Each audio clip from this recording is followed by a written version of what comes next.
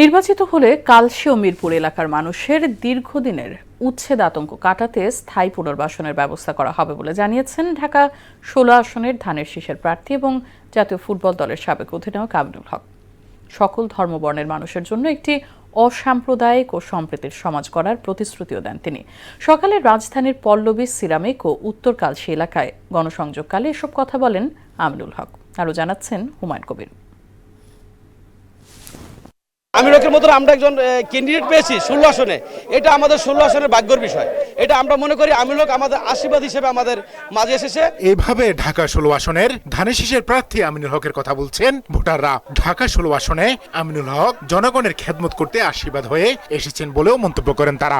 ওনার মতন এরকম মানুষ আসলে আমাদের পাওয়াটাও ভাগ্যের ব্যাপার, কারণ ইতিপূর্বে আমরা দেখেছি যারা এখানে নির্বাচিত হয়েছেন তারা আসলে তাদের নিজের আখের গুছানো নিয়ে ব্যস্ত ছিলেন। তাদের শিশে দিব আল্লাহ রহমতে খালেদা দিয়ে বহুত বুকের কাছে আমি ২৫টা চাল খেয়েছি আর চাল খেয়ে ৭০টা। ভালো মনের মানুষ এবং পরোপকারী এবং আমাদের এই নির্বাচনের আগে আমাদের অনেক সুখ দুঃখের সাথী হয়ে গেছে উনি। নির্বাচনী প্রচারণার সপ্তম দিনে রাজধানীর পল্লবী সিরামিক ও উত্তর কালশী এলাকায় দলীয় নেতাকর্মীদের নিয়ে প্রচারণা ও ভোটারদের ধারে ধারে গিয়ে ভোট প্রার্থনা করেন ঢাকা ১৬ আসনের ধানের শীষের প্রার্থী আমিনুল হক। জনগণের ভোটে নির্বাচিত হলে এলাকার জলাবদ্ধতা নিরসনের পাশাপাশি অসহায়দের পুনর্বাসন করা সহ বিভিন্ন পরিকল্পনার কথা তুলে ধরেন তিনি। যারা অস্থায়ীভাবে বসবাস করছে আমার উর্দুভাষী এলাকা, আমাদের হিন্দু সম্প্রদায়ের যারা এলাকাবাসী রয়েছেন, আমার নিম্ন এবং মধ্যম আয়ের যারা মানুষ রয়েছেন, প্রত্যেকের জন্য সবার স্থায়ীভাবে পুনর্বাসন করা এবং সবার ঘরে ঘরে শিক্ষার আলো পৌঁছে দেওয়া, সবার ঘরে ঘরে প্রাথমিক স্বাস্থ্য সেবা পৌঁছে দেওয়া।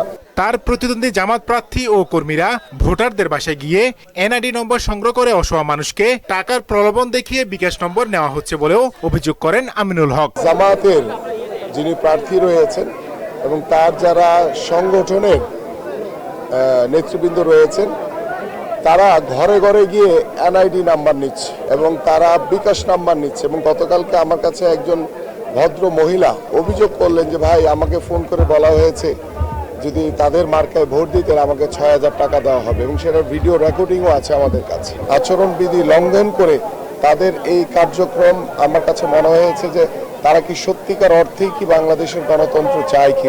সাধারণ ভোটারদের উদ্দেশ্যে আমিনুল হক বলেন, উস্কানি বা প্রলোভনে পা না দিয়ে আগামী নির্বাচনে ধানের শীষে ভোট দিয়ে এলাকার উন্নয়ন নিশ্চিত করতে হবে। আসুন আমরা সবাই মিলে আমাদের এই সমাজটি গড়ার জন্য আমরা একটি সুষ্ঠু নির্বাচনের মাধ্যমে আমরা একটি আগামী জাতীয় সংসদ যে নির্বাচনটি সেটি যাতে আমরা সুন্দরভাবে অনুষ্ঠিত করতে পারি। হুমায়ুন কবির, মোহনা সংবাদ।